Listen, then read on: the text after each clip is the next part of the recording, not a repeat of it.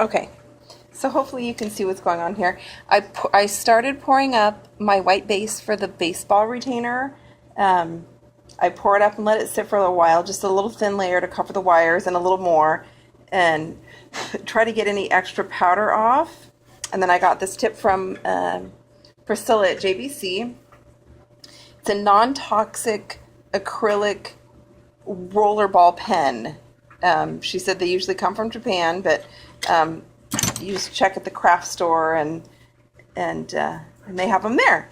Anyway, so while the acrylic is still a little bit soft, it has a little give, not quite set up all the way, I just start drawing in a design. This is a Schwartz, so I'm trying to avoid where I'm going to be cutting it.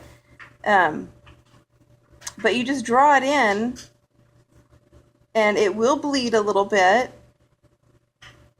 but you can kind of press in. I don't know if you can see, it actually indents into the acrylic that's still a little bit soft, and you have to keep cleaning the pen tip to keep the ink flowing.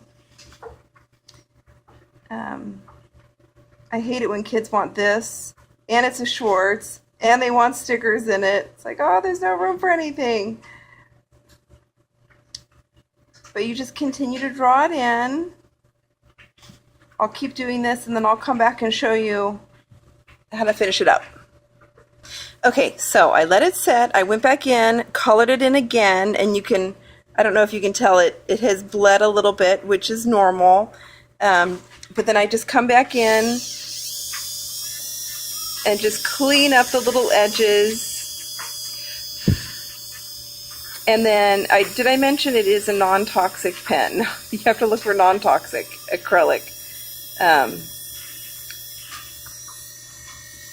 So you just clean up your little edges and make your lines how you want them.